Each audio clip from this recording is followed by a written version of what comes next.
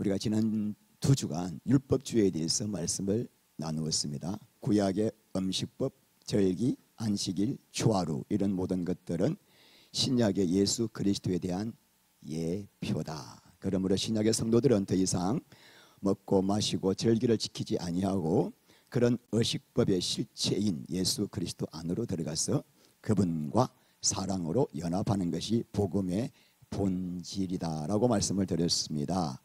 자, 그런데 우리가 율법주의라고 한다면은 단지 이러한 구약의 의식법이 아니라도 복음의 본질 안으로 들어가지 아니하고 율법대로 말씀대로 살아라 라고 가르치는 것도 율법주의 중에 하나다라고 제가 저번에 말씀드렸죠. 가지가 포도나무에 붙어 있으면 절로 열매를 맺는 것처럼 우리가 포도나무이신 그리스도와 사랑으로 생명으로 연합하게 되어 있으면 그분의 생명을 공급받아 우리 안에서 거룩과 그리스도의 형상을 회복하게 된다라고 말씀을 드렸습니다. 그러므로 이 복음의 본질을 말하지 않고 그냥 죄짓지 말아라, 말씀대로 사세요 이렇게 말하는 것이 얼마나 우리를 다시 한번 율법의 짐을 지게 만드는 무거운 율법주의인가 하는 것입니다. 또 교회 안에서 규칙과 전통을 지켜야 한다. 무조건 그 원칙을 가지고 성도들을 관리하는 것도 율법주의입니다. 예배를 드릴 때는 반드시 찬송가 몇 장을 드려야 한다든지 예배를 드릴 때 반드시 사도신경을 암송해야 된다. 이런 생각도 율법주의입니다. 여러분, 사도신경이 뭐죠? 초대교회 때 나타났던 그 이단들에 대해서 거기에 넘어가지 않고 신앙의 본질, 핵심을 지키기 위해서 만든 사도들이 만든 신앙의 아주 중요한 교리죠. 이 교리를 우리가 예배 때 하지 않아도 상관없습니다. 왜 이걸 암송하죠? 이것이 이단과 정통의 하나의 어떤 울타리이기 때문이죠. 이것 넘어가면 삼일체 교리 그리고 재림의 교리, 죄사함의 교리 이게 있어서 무너지면은 다 넘어가기 때문에 적어도 그거 하나 우리가 다시 한번 마음에 새기기 위함이지 이 교리를 믿는다고 구원받는 것도 아니고 이 교리 지킨다고 예배가 되는 것도 아닙니다. 아시겠죠? 자, 이렇게 항상 어떤 형식, 어떤 원칙을 강조하는 것도 율법주의에 해당이 되는 것입니다. 자, 오늘 이제 이 골로새 교회 안에 침투한 두 번째 이단이 뭐예요? 신비주의예요. 18절 읽겠습니다. 정죄하지 못하게 하라. 그가 그 본 것에 의지하여 그 육신의 생각을 따라 헛되이 과장하고. 구약 성경을 보면, 개역 성경입니다. 구약 성경을 보면 항상 하나님께서 당신의 백성들에게 당신의 뜻을 계시하거나 계획을 알릴 때 직접 하지 아니하고 천사를 통하여 계시했던 경우가 대부분입니다. 그러다 보니까 이 유대교를 믿는 사람들 중에서 많은 사람들이 어떻게 우리가 하나님께 직접 경배 예배를 할 수 있겠는가? 그건 교만한 것이다. 그러므로 천사를 중보자로 세워서 천사에게 예배하고 경배하는 것이 훨씬 겸손한 신앙 자세다. 그래서 자기들이 천사들을 경배했더니만은 놀랍게도 그 신비한 환상을 보았고 신비한 영적 체험을 했다라고 주장을 하는 것입니다. 그래서 오늘 보면은 천사 숭배 앞에 꾸며낸 겸손. 겸손이면 겸손이지 왜 꾸며낸 겸손이라고 했을까요? 이단들이 하나님께 어떻게 직접 예배를 드릴 수 있겠는가? 천사를 통해서 예배 드려야지. 아주 겸손하게 보이지만은 그것은 사실은 뭐다? 거짓 겸손. 가짜로 인간이 만들어낸 겸손이라고 하는 것입니다. 왜냐? 그런 신비한 체험을 했다라고 하면서 사람들로부터 인정받고 나 이런 체험을 했기 때문에 영적으로 기뻐하면서 그 체험을 가지고 얻는 중에 다른 사람들을 지배하려고 하는 그 안에 인간의 탐심과 영적 교만이 들어있기 때문에 거짓 겸손이라고 표현하고 있습니다. 천사들을 경배해야 되나요? 경배해서는 안 되나요? 자, 히브리서 1장 14절 읽겠습니다. 모든 천사들은 섬기는 영으로서 구원받을 상속자들을 위하여 섬기라고 보내심이 아니냐. 천사들은 우리를 섬기라고 하나님이 보내신 영인데 우리가 부리나요? 하나님이 부리시나요? 하나님이 부리셔요. 자, 우리가 천사를 부리는 게 아니에요. 하나님의 명을 받아서 우리를 섬기는 거지만 천사를 우리가 숭배해서는 안 되는 거죠. 그러니까 영적인 레벨로 본다면 누가 높아요? 우리가 높은 거예요. 요한계시록을 보면은 사도 요한이 이 천사로부터 너무나 놀라운 계시와 환상을 딱 받았습니다. 보자마자 황홀한 거예요.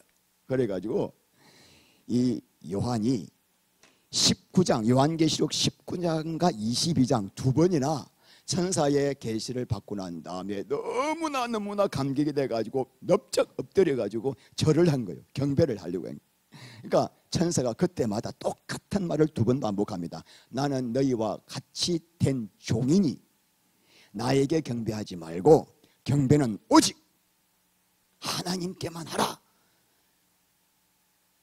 자, 그렇다면 여러분, 하나님이 보내신 천사들은 우리가 혹시라도 실수해가지고 경배를 했다고 하면은 경배를 받을까요? 안 받을까요? 절대로 받지 않습니다. 하나님이 보내신 천사는 절대로 받지 않습니다.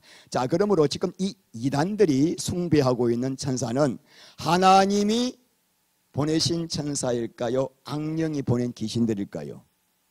악령이 보낸 귀신들을 우리는 충분히 유추할 수가 있습니다. 아니, 왜 이단들은 악령인 줄도 모르고 숭배하고 있을까 지금?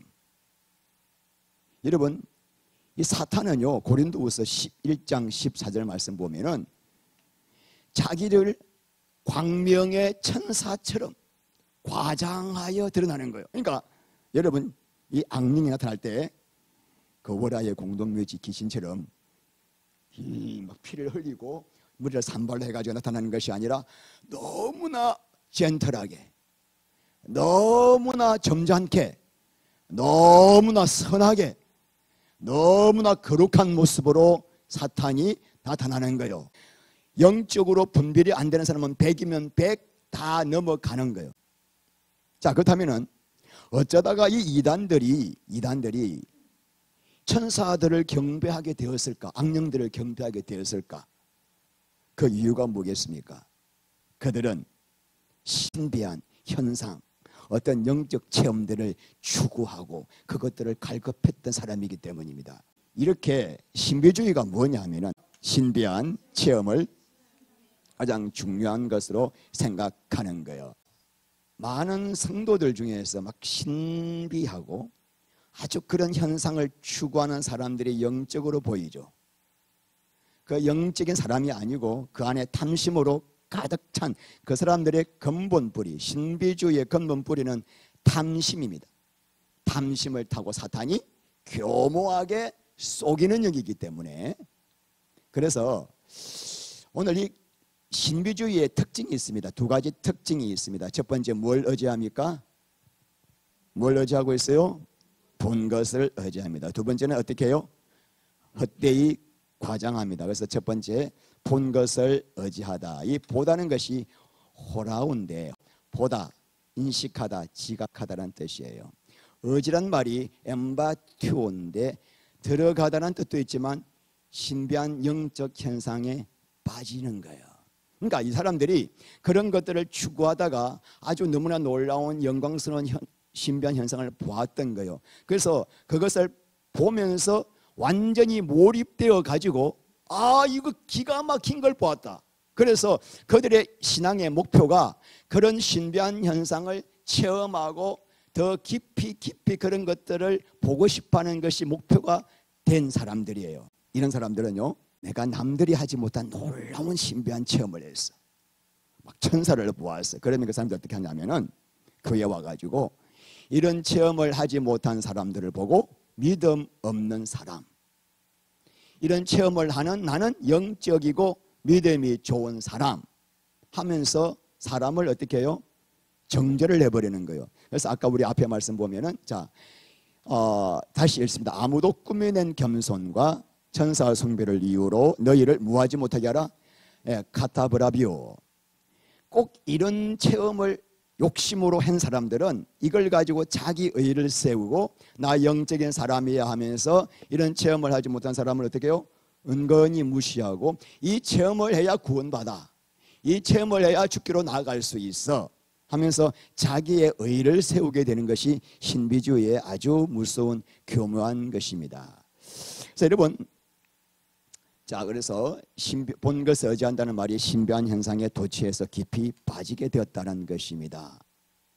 근데 이상하게도 오늘날 한국 교회 안에도 믿는다 하는 사람들 중에서 신앙의 목표가 예수 그리스도를 사랑하는 것이 아니라 이런 영적인 체험, 입신, 종교적 엑스타시, 방언, 능력 전이 이런 것들에 관심이 굉장히 많아요. 우리 교회도 이런 집회를 한다고 플랜카드 열면은 아마 금방 꽉 찰 겁니다. 십자가 복음을 이야기하면은 어렵다, 모르겠다 하면서 눈이 가물가물하다 졸고 십자가 복음 이야기하면은 안수기도 하니까 막 병이 나, 막 방언이 터지고 입신하고 막 쪽지 깨어나는 집회 가면은 그 가물가물하던 눈이 막 갑자기 초롱초롱 해가지고 막 아멘 하고 난리야 난리. 복음 이야기하면 다 눈을 감고 졸아. 십자가 복음 이야기하면 저게 뭔 일인가 어렵다. 갑자기 막 금가루가 떨어지고 금이빨이 막 바뀌고 하면은 세상에 이거 막 그때 막 기도시키면 와 기도 막 난리. 왜 그렇게 기도하죠? 그거 받아보려고. 이유는 오늘날도 여러분 그런 교회, 그런 기도원 찾아다니는 사람들이 부지기수예요. 이유는 회개하지 않았기 때문에, 아직 육에 속한 자이기 때문에, 복음의 본질을 모르기 때문에 너무 안타까운 사람들이 많습니다. 여러분, 십자가를 통과하지 않으면은, 회개하지 않으면은 무엇이든 우리는 붙잡고 남이 없는 것 붙잡고 내 의의를 세우기를 원하는 것이 타락한 죄인입니다.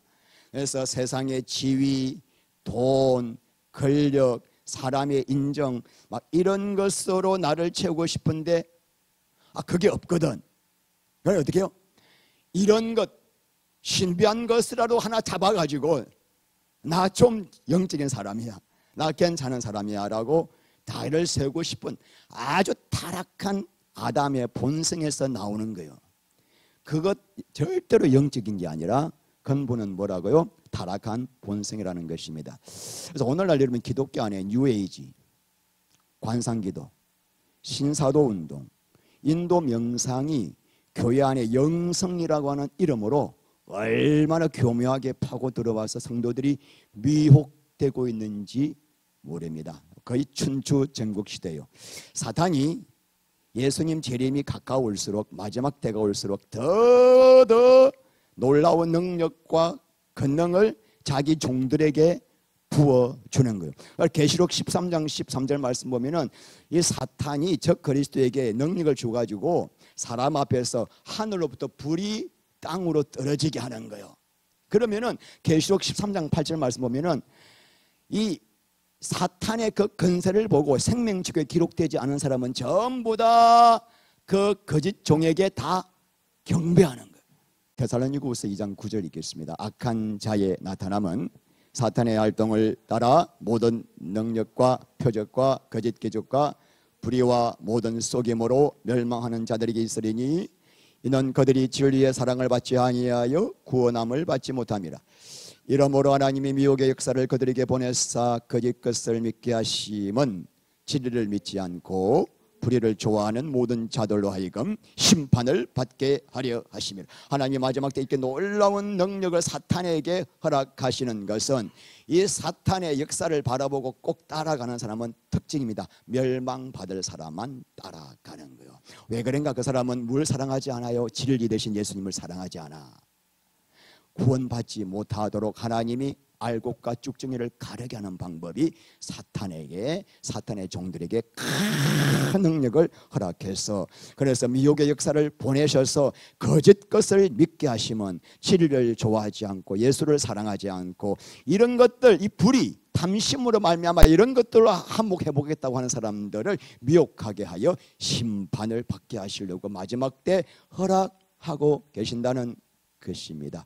그러므로 여러분, 내가 지금 진리 대신 예수님을 따라가고 있는가, 어떤 짜릿짜릿 막 진동, 불 이런 현상을 따라가는가에 따라서 지옥과 천국이 갈라진다는 것입니다. 두 번째 뭔가요? 헛되이 과장을 하는 거예요. 금방 그 말씀 다시 한번 보면은 뭘 따라? 육신의 생각, 사르크스, 육신의 타락한 생각을 따라서 그 본 것을 가지고 거기다가 한 개를 보았는데 9개를 붙여가지고 나 10가지 봤다라고 부풀린다는 것입니다. 여러분, 걸핏하면은 내가 뭐 보았다, 내가 하나님 음성을 들었다, 그런 말을 종종 하시는 분들이 있는데 그게 안에는 깊은 숨은 동기가 있습니다. 그래서 나는 영적인 사람이야. 그래서 나는 특별한 사람이야. 그래서 나는 지금 하나님과 특별한 관계에 있다라고 하는 자기의 은근한 과시하고 싶은 동기가 들어있다는 것입니다. 그래서 그 사람들은 자꾸 자기가 경험한 것에다가 더 인정받고 싶어서 자꾸 뭐예요? 뻥튀기를 하는 거예요. 계속 거기다가 보태기를 하는 거예요. 육신의 생각을 보태는 겁니다. 여러분, 하나님이 나에게 이런 말씀을 하셨다라고 하는 이 말이 얼마나 무섭고 위험한 말인지요. 오늘 우리 교회 안에서 점심 먹다가 목사님, 내가 하나님으로부터 이런 말씀을 들었습니다 라는 말을 누가 했다고 합시다. 그러면 우리는 모두가 그 사람 앞에 잠잠해야 됩니다. 하나님 말씀을 들었으니까 감히 그 사람 앞에 무슨 말로 우리가 이의를 제기하겠습니까? 아멘. 예, 이렇게 돼야 되는 거. 솔직히 그 사람이 진짜 들었다면 안 그래요? 굉장히 무서운 이야기거든. 그 이야기가 그 사람은 하나님 말씀을 들은 것이 아니라 오만 가지 잡생각하다가 자기 생각이 떠오른 거예요. 대부분의 이단들이 하나님 말씀을 들었다 하는 데서 시작되는 거예요. 직통계시. 잘 보세요, 여러분. 대한민국 50명의 내가 예수다고 한 사람들 다 인터뷰해 보면은 하나님 말씀을 들었다는 거예요. 직통계시 받았다는 거예요. 이만희 직통계시 받았다는 거야, 요한계시로. 누가 그 앞에 가가지고 뭘 말을 하겠습니까? 100번 양보해서 그 사람이 하나님 말씀을 들었고 직접 하나님이 말씀하셨다 하더라도, 여러분, 우리는요 어떤 말을 들어도 우리의 타락한 오감을 거쳐서 듣게 됩니다. 자, 수도관에 물이 깨끗한 물이 들어와. 깨끗한 물이 들어오는데 수도관이 낡아 있으면 어떻게 돼요? 아무리 깨끗한 물이라도 트는 순간에 뭐가 나와요? 녹물이 나오는 거예요. 그래서 우리가 여러분도 지금 이 자리에서 똑같은 말씀을 듣고 있어도 여러분의 영적 수준만큼 듣고 계세요. 예수님께서 요한복음 6장에서 내 살을 먹고 내 피를 마시지 아니하면은 너희 속에 뭐가 없다? 영생이 없다라는 말씀을 하시니까 12제자는 그 말씀이 생명의 말씀으로 들렸어요.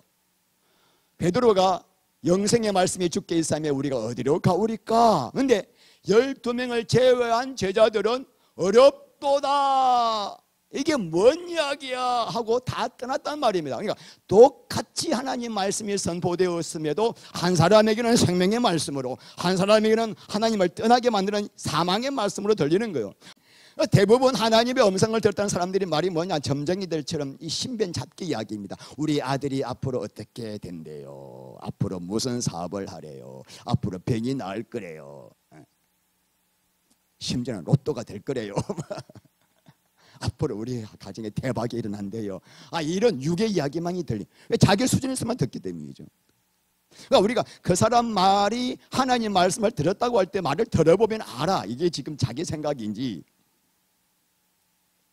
우리 안에 계신 성령님은 그런 쓸데없는 말씀을 하지 않으십니다. 자, 요한복음 14장 26절 읽겠습니다. 보혜사 곧 아버지께서 그가 너에게 모든 것을 가르치고 내가 너에게 말한 모든 것을 생각나게 하지. 우리 성령님은 내 안에서 예수님 말씀이 생각나게 만드시지 내 아들이 잘 될 거다 이런 생각 안 나게 하셔. 요한복음 15장 26절 시작. 내가 보혜사 곧 아버지께로부터 나오시는 진리의 성령이 오실 때에 그가 나를 예수님만 증거하는 말씀이 계속 떠올라서 세상 버리고 예수님 한 분만 사모하게 만드는 말씀을 주시는 거예요. 그래서 여러분이 오늘 하나님께서 나에게 말씀하시는데 주님을 더 사랑하라고 하신다. 그건 맞아. 그 말은 맞는 거예요. 회개하라는 말씀을 주셨다. 그건 맞는 말이에요. 성령님은 그런 말씀 주세요. 많은 이단들이 그렇게 직통계시 받았다라고 하는데 사람들이요 왜 직통계시 받았다는 이단에게 그렇게 잘 빠지는지 아십니까? 그거는 지금 이단들이 사람의 심리를 잘 알기 때문이에요. 그 사람이 가지고 있는 문제가 무엇인지, 그 사람이 힘들어하고 있는 문제가 무엇인지를 상담한 다음에 거기에 대한 해답을 주는 거예요. 집 팔고 어디로 이사가라. 너는 저 형제랑 결혼하라. 사업 정리하고 빵 가게 하면 잘 될 것 같다. 이렇게 이 사람 관심이 먹는 데 있으니까 먹고 살고 결혼 장가 가는 데 있으니까 그거 파악해가지고 직통계시 받은 거예요. 이 사람은 자기의 요게 문제 해결해 주니까 꼬박 죽는 거예요. 따라가네. 그러니까 이단들 따라가는 사람들 영으로 다 문제가 있는 사람들이 따라가는 거지 십자가 복음 알면은 따라갈 수가 없는 것입니다. 그러므로 여러분 신비주의 가장 큰 문제점이 뭔가를 오늘 본문을 통해서 봅니다. 자 19절 읽겠습니다. 머리를 온 몸이 머리로 말미암아 마디와 힘줄로 공급함을 받고 연합하여 하나님이 자라게 하심으로.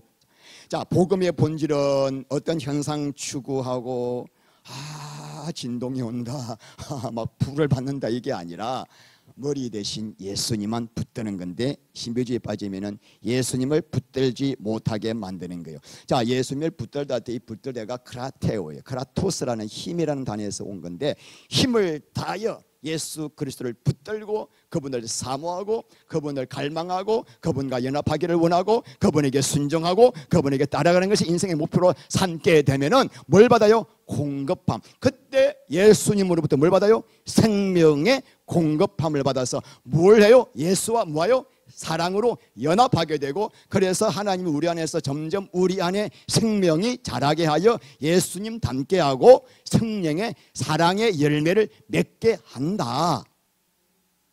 신비주의 따라가는 사람들 절대로 여러분 보세요. 열매가 안 나와요. 열매가 없어요.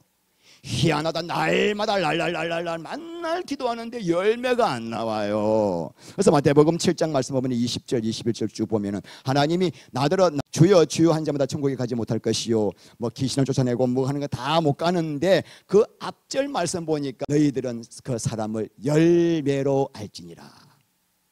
왜 예수님이 그 사람들을 불법을 행하는 자들아 이렇게 아주 혹독하게 비판하셨는가? 그 사람들은 열매를 맺지 못했기 때문이야. 열매를 왜 못 맺었는가? 머리 대신 예수님을 붙들지 않았고 맨날 무슨 은사 능력에 빠져가지고 살았기 때문에 버림받게 되었다는 것입니다. 기독교의 신비 중에 신비는 뭐냐면은 예수님 붙들므로 내 안에서 천국이 이루어지고 예수를 닮게 되는 것이 신비 중에 신비예요. 사탄과 연합하여 사탄이 주는 생각에서 한순간도 벗어나지 못하고 내 육신의 생각에 잡혀서 미움, 분노, 시기, 질투 여기에 붙잡혀 있던 이 내가 복음을 듣고 회개하니까 성령이 들어오셔서 죽었던 영을 살리시는 게 신비 중에 신비예요. 그 완악하고 굳었던 이 마음이 놀랍게도 그리스도의 마음으로 변화시켜서 사랑을 할 수 없는 사람이 사랑이 되고 용서가 되는 것 신비 중에 신비예요. 천지 만물 창조보다 신용주 목사의 마음이 바뀌었다면 이게 신비예요. 신 목사가 안수를 하니까 입션 들어가지고 그냥 막 눈이 뒤집혀가지고 깔깔깔거리는 이게 신비가 아니라니까요. 나중에 제가 말씀드릴게요. 그런 거는 불교에도 있고 이슬람도 있고 다 있는 거예요. 온갖 더러운 종교에 다 있는 거예요. 분별을 못하면 거기에 빠진단 말입니다. 예수님 재림할 때 죽었던 신목사 완전히 흙이 되어 썩어지고 없어진 이 육신이 놀랍게도 부활의 몸으로 변화되고, 이야, 주님하고 영원히 사는 게 신비 아닙니까? 모든 신비는 어디 안에 있어요? 그리스도 안에 있고, 그리스도와 연합할 때 그 누리는 모든 게 신비. 할렐루야. 자, 골로새 1장 26절 시작. 이 비밀은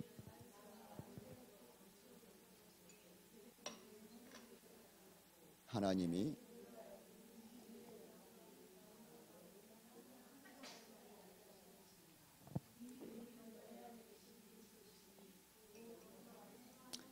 여러분, 예수님과 연합하면은 신비한 현상이 있어요. 의와 평강과 희락이라는 놀라운 신비가 있어요. 의란 뭐냐면은 하나님과의 옳은 관계, 사랑의 관계를 내가 누리게 되고, 하늘의 평강이 임하게 되고, 삼위 하나님의 말로 닿을 수 없는 기쁨이라는 신비가 누려지지만, 우리 이 신비가 목적이 아니라 예수가 목적이 되어야 한다는 거예요. 내가 예수님을 이런 놀라운 현상이 내 안에 없다 하더라도 오히려 두드러 맞고 순교당할 수도 있어. 앞으로 우리는 그럼에도 예수가 목표가 되는 것이 신앙의 목표가 돼야 되지. 예수님 믿음에 의와 평강과 희락이 있더라 해서 의와 평강과 희락을 얻으려고 예수 믿는 게 아니란 거예요. 천국은 우리의 목표가 아니에요. 예수가 목표지. 예수님이 목표인데 예수님을 사랑하여 하나가 되니까 천국이 그냥 부산물로 온 거지. 모세가 하나님 아버지, 가나안 땅 아무리 좋아도 나는 이 하나님이 가지 않으면 가나안 땅 가지 않겠습니다. 저게 뭔 소용이 있어요? 하나님이 가셔야 가나안 땅이지.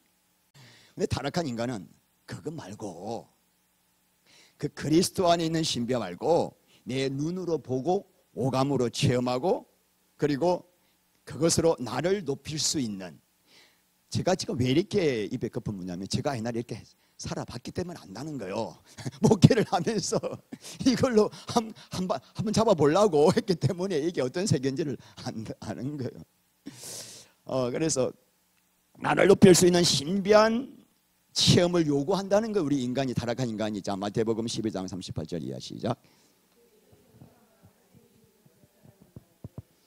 우리에게 표적 보여주시기를 원하나이다. 예수께서 대답하여 이르시되 악하고 엄난한 세대가 표적을 구하나 선지자 요나의 표적밖에는 볼 표적이 없느니라. 당신이 정말 메시아라면은 당신이 사람이 할 수 없는 놀라운 기적과 이적과 능력을 보여주십시오. 그러니까 예수님이 이 악하고 엄난한 세대가 뭘 구한다?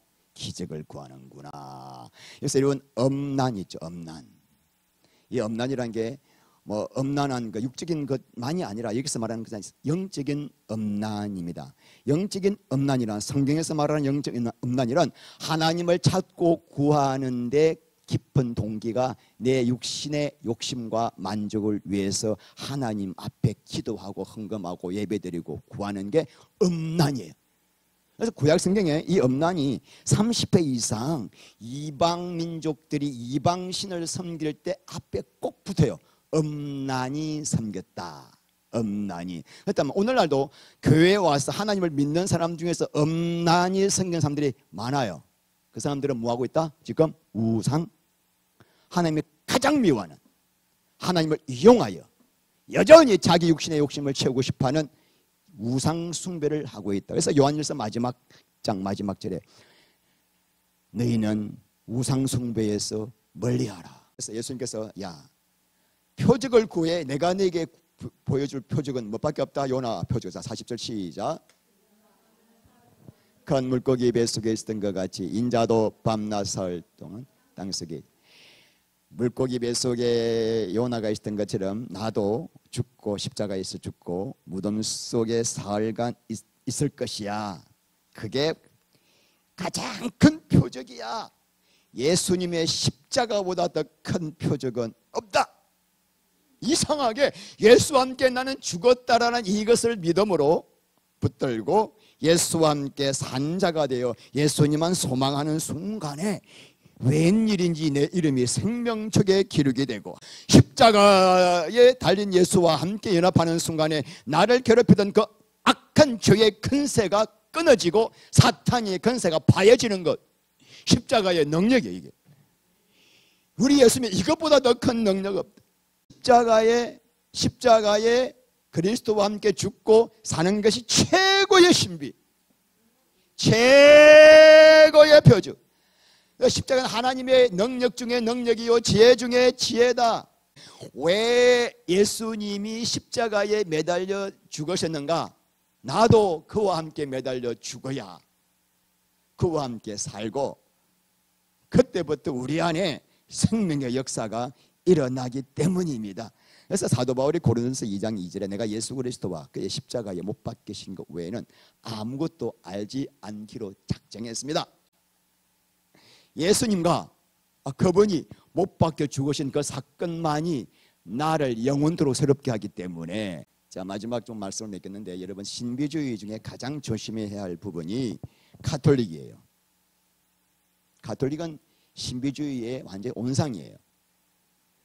가톨릭이 지금 이 신비주의를 이용하여 종교 통합을 획책하고 있기 때문이에요. 아주 악의 불입니다. 자, 이 가톨릭의 간상기도입니다. 이게 힌두교 요가 쿤달리니 수행입니다. 이게 불교의 참선입니다. 이것이 뉴 에이지, 옛날 바벨론 그 종교의식에서 나온 뉴 에이지입니다. 자, 여러분 중요한 것은 이 수행에 공통점이 있습니다. 이 수행을 깊이 들어가면은 그들이 말하는 절대적 신을 만난다. 공통된 주장입니다. 저는 가톨릭 간상기도만 빼고 이 세 가지를 통달한 사람이에요. 그러니까 알겠죠. 요가 쿤달리니 무라다라 차크라에서 사하스라 차크라까지 끌어올리는 게 요가의 쿤달리니 수행이거든요. 이거 하려고 제가 뭐 30대 20대를 이거 다 바친 사람이잖아요. 불교 참선, 참선 이것도 제가 하루에 4시간 뉴 에이지가 다 통하거든요. 뉴 에이지 책을 제가 뭐 거의 다 읽어봤으니까 이 세 개를 제가 다 압니다. 자, 근데 이 내용이 보니까 가톨릭 간상기도는 제가 안 해봤지만 이제 책을 보니까 이 네 개가 똑같은 거예요. 내용이 마음을 비울 것, 그리고 호흡을 조정할 것, 같은 단어를 계속 생각하고 주문처럼 그 어떤 구절을 계속 암송하고 반복하는 거예요. 묵주 돌리면서, 묵주가 연불이잖아요. 그러면서 예수를 생각하는 게 아니라 어떤 절대자. 그러니까 여러분 이 신비주의의 가장 공통된 게 뭔지 아세요? 회개를 말하지 않습니다. 십자가 이야기하지 않아요. 예수 이야기하지 않아요. 이런 방식만 이야기해요. 하나님 계신다. 그 하나님이 불교로 가도 하나님이고 이슬람으로 가도 하나님이고, 그러니까 가톨릭이 뭐라 그러냐면은 이 모든 종교에서 만드는 그 신 있지, 그게 바로 우리가 믿는 하나님이야. 이렇게 말해요. 그러므로 저 신까지 가는 길은 여러 가지인데 올라가면 꼭대기에는 하나님이야. 그래서 이 가톨릭이 이런 귀한 모든 종교를 쉽게 통합하는 거예요. 너무 쉬운 거예요. 왜? 같은 하나님이다라고, 같은 신이다라고 이야기하니까 이 사람들이 서로가 그냥 하나가 되기가 너무 쉬운 것이죠. 여러분 성경에서 말하는 기도는 뭐냐면은 그리스도의 얼굴을 구하는 거예요. 그분과 친밀한 관계를 갖는 거예요. 그리고 하나님, 당신의 뜻만이 이루어지기를 기도해요. 여러분 기도할 때 무슨 기도해야 하늘 문이 열릴 줄 아세요? 하나님, 나는 더 이상 내 뜻이 없습니다. 하나님, 나는 더 이상 내 육신을 위해 살고 싶지 않습니다. 내 안에 오직 예수 한 분만이 내 안에 전부가 되기를 원합니다. 하나님, 내가 성도를 위해 죽을 수 있는 목회자가 되게 하옵소서. 끝까지 십자가 복음만 전가하게 하옵소서. 하나님 아버지, 어떤 경우도 내가 주님의 자리에 올라가지 않게 하옵소서. 이게 제가 하는 기도거든요. 이 기도가 십자가의 자리로 가게 만드는 기도고, 하나님이 이런 기도할 때 얼마나 기뻐하시는지 몰라. 그런데 신비 체험은, 신비주의는 뭐냐면 그거 아니야. 체험. 놀라운 체험. 깊이 숨호흡하고 호흡법을 조절하고 어떤 신비한 자가 좀 너 곁에 와 있어. 그 사람이 있다고 계속 눈으로 믿음으로 봐야 돼. 그 사람 지금 너 머리에 손을 얹고 있어. 이게 그냥 체면이요, 체면 안 되는. 그러다가 누가 와요? 귀신이 오는 거예요. 귀신, 사탄이 오는 거예요. 사탄이 와가지고 내가 하나님이다 하고 꼬박 속아. 이 사람들은요 죽을 때까지 속아. 죽을 때까지 하나님 믿고 있다라고 쏟고 있습니다. 그래서 불교도 이슬람도 안상홍 하나님의 교회도 구원파도 신천지도 동방번개 전능신교도 남묘호랑객교도 다 하나님께로 가는 종교다. 자, 그러면 여러분 문제는 뭐냐면은 가톨릭이 이제 이렇게 신비주의를 가지고 종교 통합을 해쳐가는데 그 무슨 업무에 가장 걸림돌이 누구죠? 개신교예요. 개신교는 이제 하나님 예수 그리스도만 이야기하는 건데 개신교도 멍청하게 지금 거의 다 이 가톨릭의 교만 계략에 넘어가고 있습니다. 세계교회협의회 WCC 오늘날 거의 모든 교회가 이 WCC의 세계교회협의회에 가입되어 있는데 이 WCC를 누가 만들었냐면은 반기독교 집단 사탄 숭배하는 프리메이슨이 만들었습니다. 이 프리메이션의 핵심 세력이 누군지 아세요? 일루미나이트입니다. 그래서 이 일루미나이트의 머리가 누군지 아십니까? 예수회입니다.